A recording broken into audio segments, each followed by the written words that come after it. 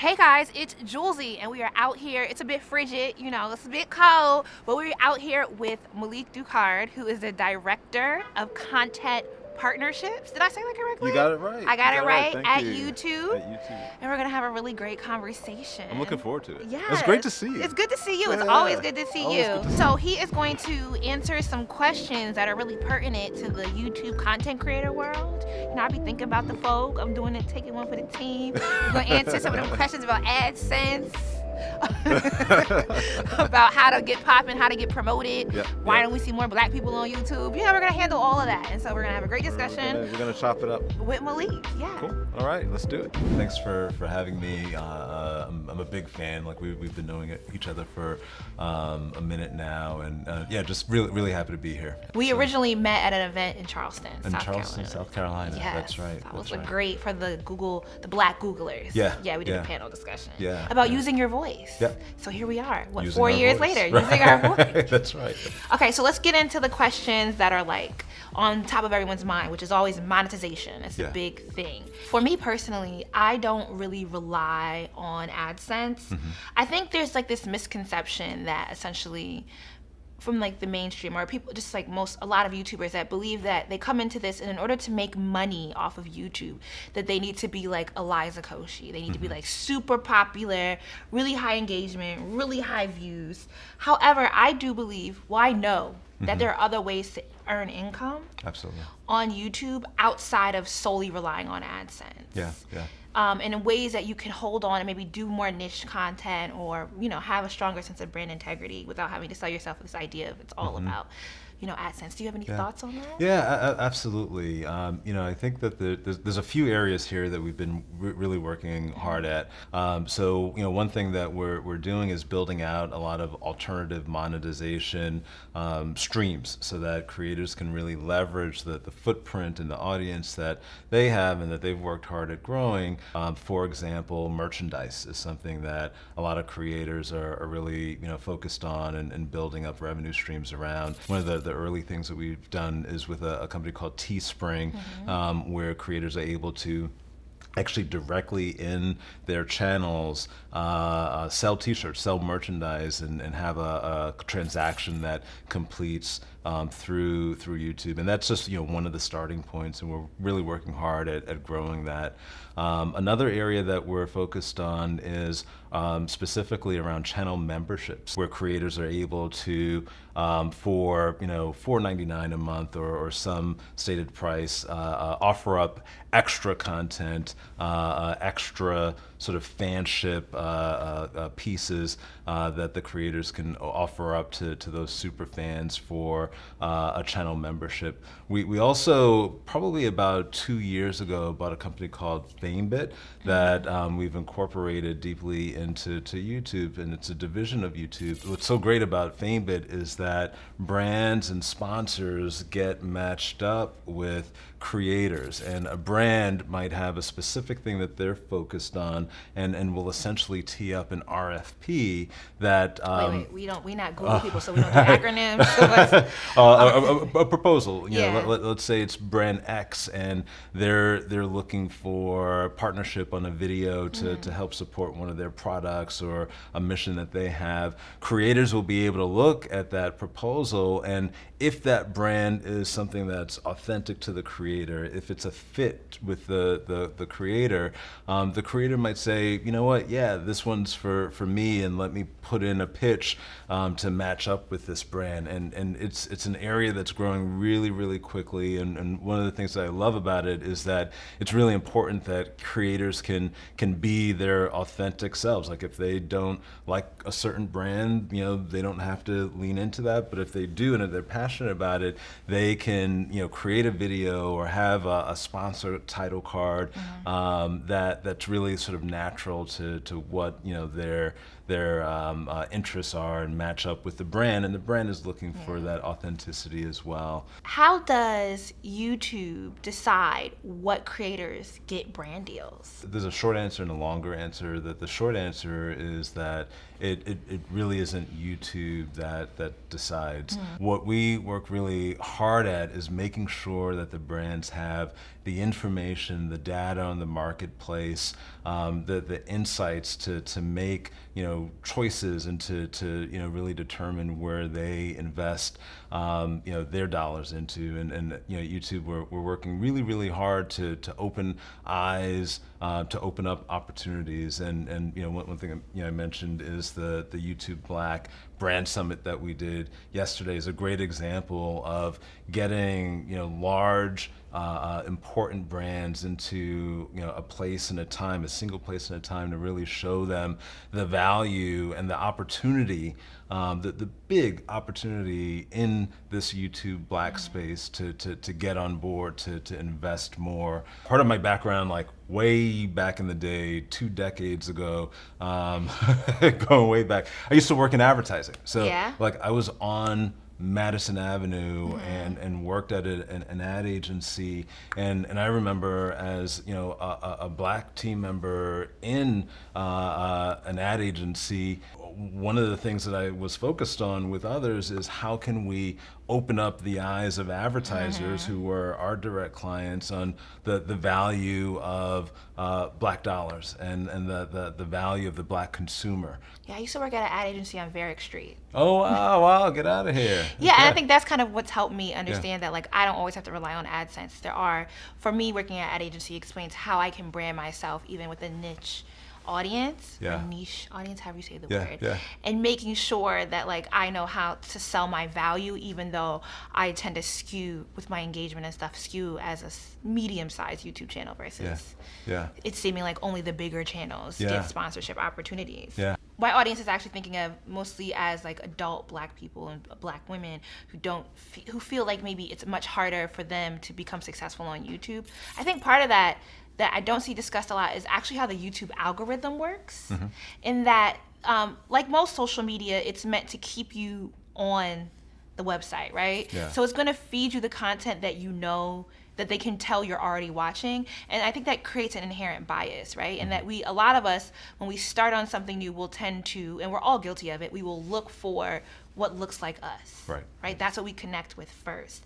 And so with that, the algorithm will constantly show you stuff that's going to look like you. So like my front page is like all Black women, and I have no idea what most of the other sides, I'm like, I don't even know how many sides there are to YouTube. But every once in a while, I'll kind of like trip into something new, and I'm like, wow, this whole new world. I didn't even, like even here at YouTube Black I went up to somebody yesterday and was like, oh, put your YouTube channel in. And I'm like, oh, just casually 2 million. Okay. Hi, nice to meet you. That explains the Balenciaga. Okay, nice to meet you. But do you think that maybe that the way YouTube works kind of creates an echo chamber? And is there anything that YouTube can do or that they are doing, maybe especially in this political climate, to kind of counter that? The mission of YouTube is to give everyone a voice and show them the world. And that's like one of the foundational like principles that we have. It isn't give everyone a voice and show them a slice of the world. We actually have a whole initiative internally called a machine learning or machine learning fairness project to really make sure that our systems and the machines that really do this at scale across 1.9 billion monthly logged in users and lots of viewership every month, every day, to do this in a thoughtful way at scale, without bias. So how much of this is really YouTube's responsibility, and how much of this is like, do you think there might be some points where we can train the viewers? There's a lot that we need to be thinking about digital media literacy. Viewers and just like people, society in general, really need to scrutinize the information that they get. But I also think it is very important for the social media platforms, for platforms like YouTube, to make sure that it is teeing up the right information so that people can make those discerning decisions and understanding the sources of information. So one thing that we've done on the news side, actually, in the last couple of months, in the last year or so, is with news, we're bringing in sort of official news sources and teeing that up for users to be able to see that on YouTube, as well as bringing in signals onto YouTube. So when you're on a channel and getting news on a channel, you have a little bit of an icon and information on from where this news comes, so you understand the source Yeah, of what you're I think watching. I was watching something from Al Jazeera, and you were like, Al Jazeera. Well, not you, but YouTube. There's like like light gray italics above. It says Al Jazeera is owned by the Qatar government. Right. Yes. Right. That's right. So we want to be able to give the right information so that people can understand where that information is coming from. Is there anything or any tips you can give for people like myself who are the content creators with the ingrained bias that comes in with sort of, as you said, machine learning and algorithms, right, that are supposed to keep you watching? Is there anything that we can do maybe to like train our viewers or to counter it, or like, is there any way that we can be of benefit to the system, right? I would say that this is something that's like always evolving, and my number one feedback to creators is just be the authentic self.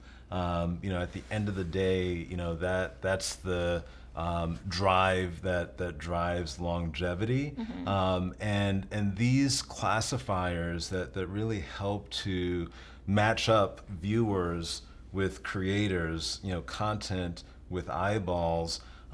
It's essentially driven by creators and viewers, and the classifiers are really just a bridge between the two. So I think it's important that creators, like in that equation, not necessarily try to like box into the classifiers, but really open up to who they are, because if the viewers want to watch the creators, then that linkage will happen. I'm in Creators for Change, right? Which Absolutely. is a social impact initiative Yeah, by yeah. YouTube. And thank you and congratulations. Well, thank you. Seriously. It's a great opportunity. I'm really happy to be a part of it. I'm really excited for my project to come out. Yeah. But how do people in general find out about the social impact initiatives that YouTube has going on? Sure. We're really excited about the social impact initiatives just in general. I'd say just one like quick tactical thing is on the YouTube creators blog. We have a lot of information that comes out about that. There's also a YouTube social impact site, but we're going to be rolling out more in this space. And one of the specific things I'm really excited about here is that we just in beta rolled out a new suite of tools called YouTube Giving. And one is the beta donate button that we just rolled out literally a couple of weeks ago, maybe a month or two ago. Oh, wow. And it's on Connor Franta's Creator for Change That's video. right. Yeah, That's he's right. doing a fun. And with this button, and by the way, the button is going to roll out a little bit more broadly later on this year, but really in the first half of next year, we'll expand out much wider.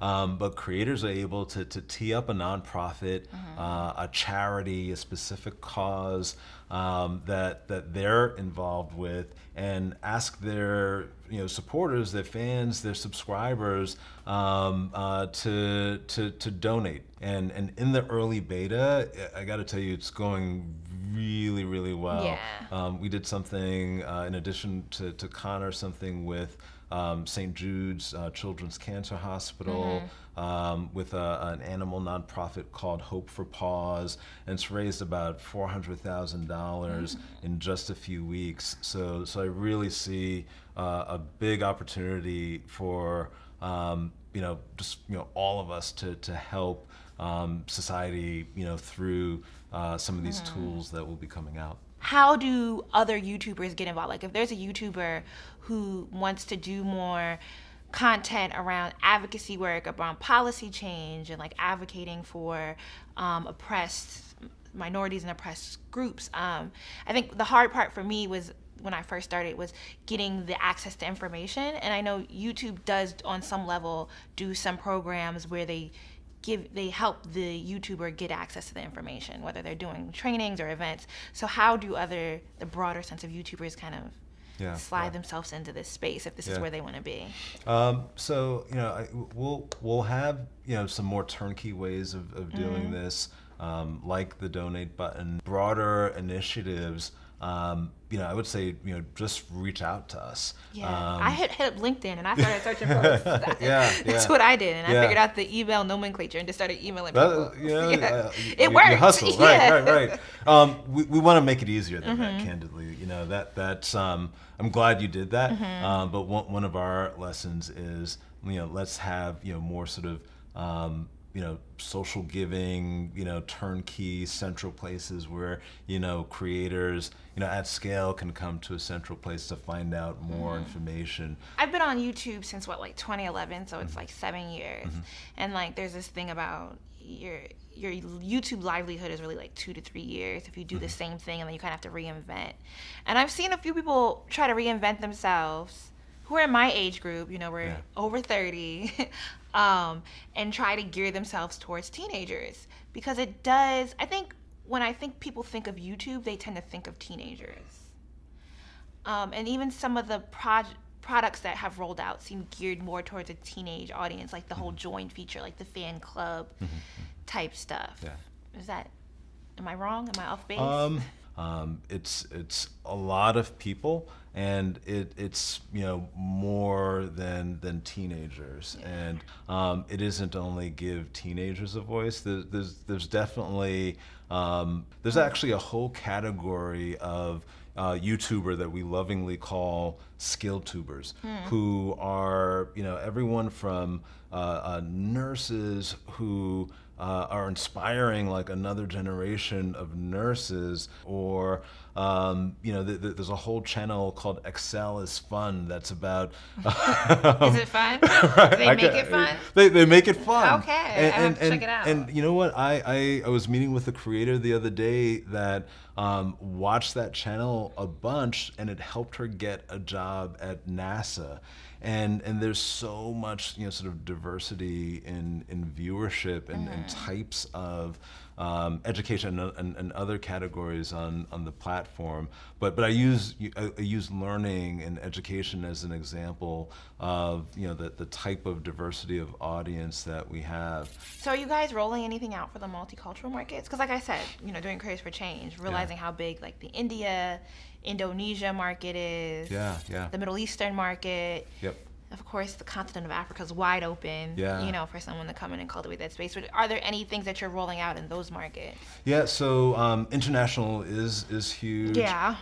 Africa is huge. By the way, I went to the motherland for the first time. Where'd you in go? The past year, to South Africa. Oh, okay. Yeah, that's always a good trip. Yeah. Went to Watched Joburg and Cape Town. Some of your videos. Okay. So thank you for those. Yeah, you're welcome. But we're rolling out versions of, or a version of YouTube called YouTube Go, that is specifically meant for emerging markets. It takes up less data? It takes up less data. Okay, that was a big issue when I was in Ghana trying to watch video. Yeah. It takes up less data. It's for bandwidth, sort of Wi-Fi, mobile constrained areas. As you mentioned, YouTube is very international, and the latest, I think some of our latest stats is that YouTube is about 20% here, U.S. domestic, and 80% international. Do you see a lot of sort of global diversity in your viewership through your analytics, or anything surprising that's come up for you in your analytics? In that respect? I did an event in London and it sold out. Oh, wow. Yeah, it sold out twice. We kept having to add tickets, and I was like, oh, I didn't realize how much of my audience were international, just because they appreciated me being an African American and having an interest in culture. Yeah. Right? And that like I know a lot about various cultures, or I know enough about various cultures, and I respect all cultures, and I love my culture. And so I think that's really like kind of brought, especially having an audience here that might be like a multi-hyphenate Black, and that they are a child of an immigrant in their first, second generation, and wanting to learn more about African American culture themselves, and also have someone who, like, you know, shows like it's like a mutual cultural exchange. Yeah. And so realizing that I have an audience that, like, I went to Ghana and I was getting recognized on the street, and I was just like, this is, you know, it wasn't people necessarily that lived in Ghana, but like they were home for the holidays, and so they were either from like the UK or from the States. Yeah. And, you know, they watch my content. That's great. Yeah. And it's beautiful. And I think it also speaks to a lot of the common ground that we sit on, you know, as a society with other cultures, and a lot of that exchange where, you know, you can see, you know what, this might be a specific experience I'm having right here in my pocket, but somebody else is having something that is not, you know, that dissimilar. The thing that I have been telling content creators more recently, you know, that I interact with in person is, you know, if you really want to grow your brand, you know, as I said before, like, embrace your culture, and really, and even more so, think about the way in which something that you relate to isn't being spoken to, and fill that void. Yeah. Right? Because sure, the market's always oversaturated, but there's always some conversation that people are yearning to have that's not being had in the way that they would like it to. And so there's always room to kind of grow your brand and grow your platform. Yeah. Do you have any last parting words for the content creators out there, or even for the audience out there? Like, if there's one sage piece of advice. Yeah. Can we get a one-liner? Oh, yeah, a one-liner. Final words of wisdom. Yeah, I would just go back to authenticity. You know, when creators, when anyone, but specifically with the creator lens and creators in mind, that authenticity, that originality, that creativity, that is really, really what drives viewership, it drives YouTube, and it drives longevity.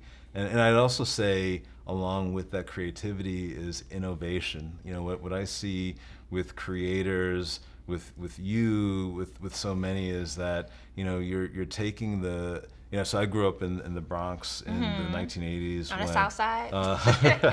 In a time and place where, like, you know, hip hop was being born. Creators are taking the two turntables and a mic of the YouTube system and really remixing it, redesigning it, and making it something bigger and better than you know what YouTube had even imagined originally. So I thank you and creators for that. Well, thank you for sitting down and having this conversation it was my pleasure. with me. Thank you so much. Answering all these questions. Thank you. I really hope the audience enjoys it and finds some insight. I would definitely say sign up for the YouTube creator newsletters.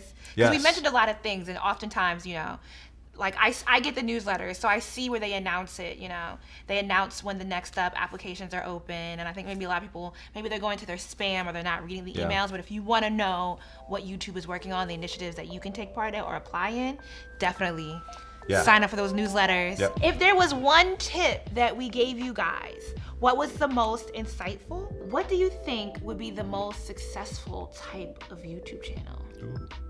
What do you think is the most successful type of YouTube channel? Is it beauty? Is it gaming? What do you think is really hitting? You know, I funny enough, now I'm into this, I try to do a Bob Ross painting. That's been my favorite. I think it's gonna be like the new next trend. All right, leave your comments down below, and as always, thanks for watching. Deuces. Thank you.